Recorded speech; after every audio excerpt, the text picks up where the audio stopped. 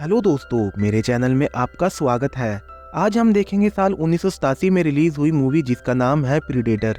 ये movie alien and predator series का second part होने वाली है। अगर आप इस पूरी सीरीज को क्रोनोलॉजिकल ऑर्डर में देखना चाहते हो तो चैनल को सब्सक्राइब करके बेल आइकन को ऑन कर लीजिए ताकि आपको वीडियो की नोटिफिकेशन और मुझे वीडियो बनाने की मोटिवेशन मिलती रहे।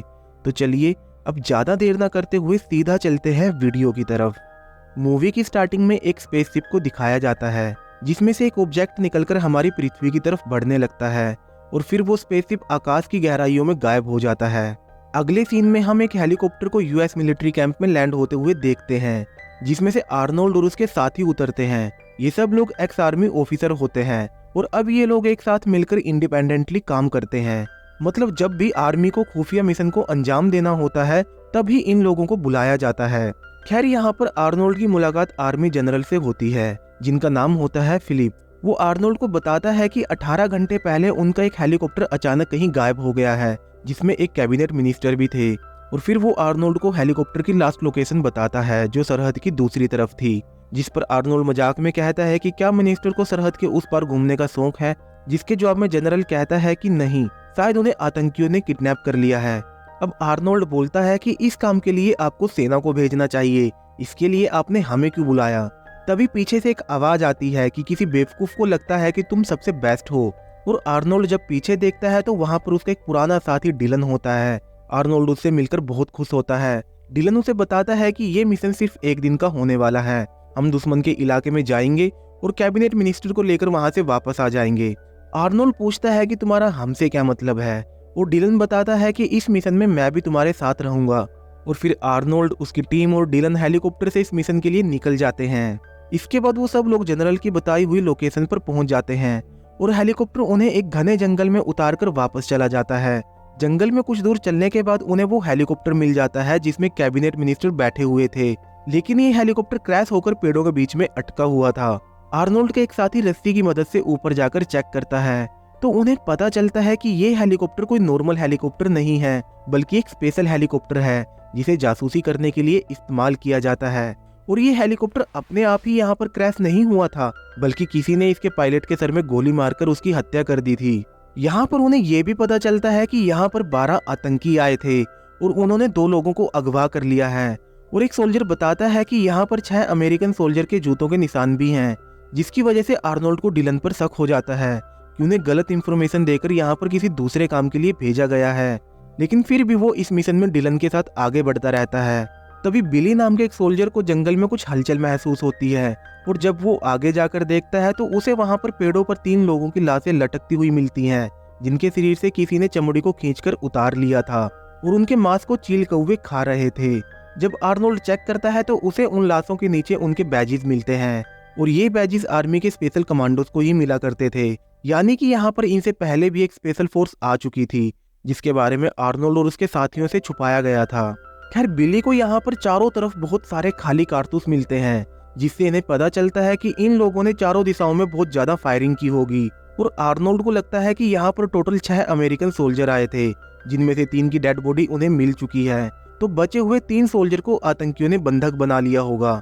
इसलिए वो आतंकियों के बेस कैंप को ढूंढने के लिए जंगल में आगे बढ़ने लगते हैं।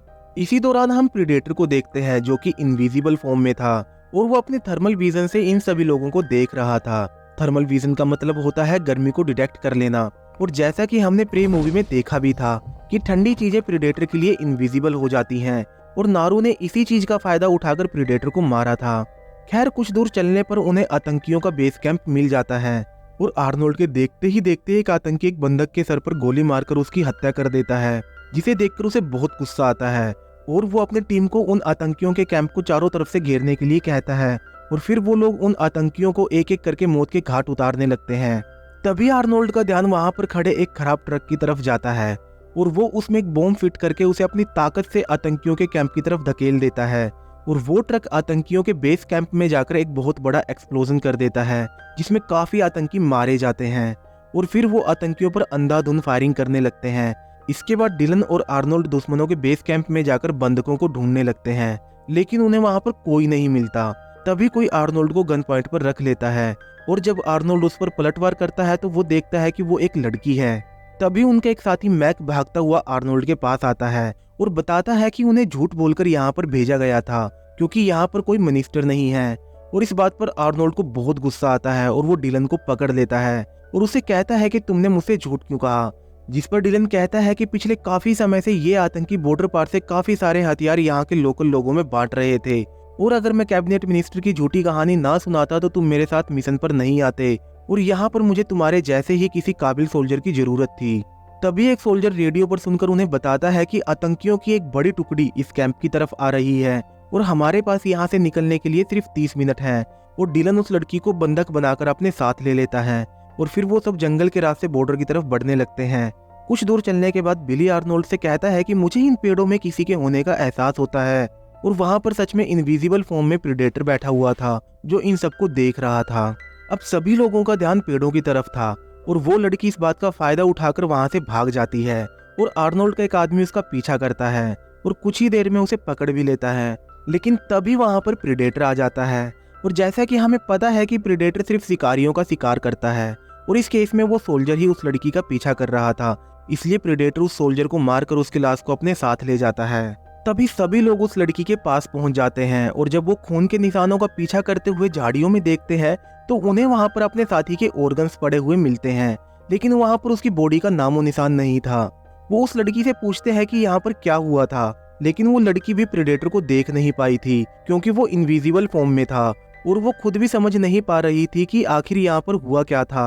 तभी डिलन कहता है कि जिन लोगों को उसने आर्नोल्ड की टीम से पहले भेजा था उनके साथ भी कुछ ऐसा ही हुआ था और फिर आर्नोल्ड अपने साथियों को उस जगह पर चलने के लिए कहता है जहां पर उन्होंने 3 सोल्जर्स की डेड बॉडी को लटकते हुए देखा था। कुछ दूर चलने पर एक सोल्जर को झाड़ियों में किसी की चलने की आवाज आती है और जब वो आगे जाकर देखता है तो वहां पर एक छोटा सा जानवर होता है, लेकिन तभी पीछे से प्रेडेटर उस पर प्लाज्मा शूट कर देता है और वो प्लाज्मा उसकी छाती को फाड़ देता है और वो सोल्जर वहीं पर मारा जाता है। उसकी गिरने की आवाज से वहां पर मैक आ जाता है और वो पेड़ों पर प्रेडेटर को देख लेता है और उस पर गोलियां चलाना शुरू कर देता है। गोलियों की आवाज सुनकर सभी लोग वहां पर आ जाते हैं और अंधाधुंध फायरिंग करना शुरू कर देते हैं और जब उन लोगों की गोलियां खत्म हो जाती हैं तो वो मैक से पूछते हैं कि आखिर उसने यहाँ पर क्या देखा था, जिस पर वो कहता है कि यहाँ पर कोई था जो इनविजिबल था और उसकी सिर्फ आंखें चमक रही थी। दूसरी तरफ हम प्रेडेटर को देखते हैं जिसे एक गोली लग चुकी है।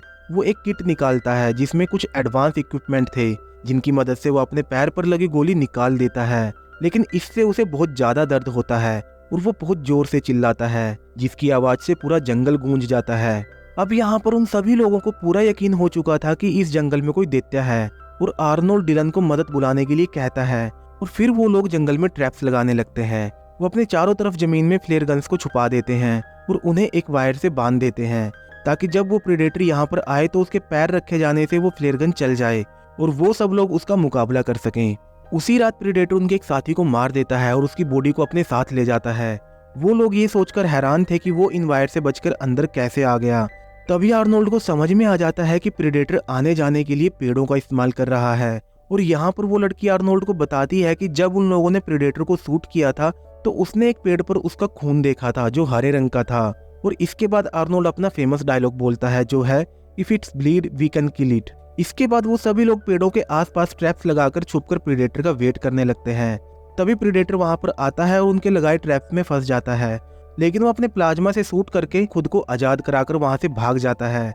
मैक उसे वहां से भागते हुए देख लेता है और उसका पीछा करता है और डिलन भी मैक को बचाने के लिए उसके पीछे चला जाता है। मैक जंगल में छुपकर प्रेडेटर को देख रहा था और उस पर हमला करने का सही मौके का इंतजार कर रहा था, लेकिन तभी उसके सर पर प्रेडेटर की क्लासिक लेजर लाइट पड़ती है और अगले ही पल एक एरो उसके सर को खरबूजे की तरफ फाड़ देती है।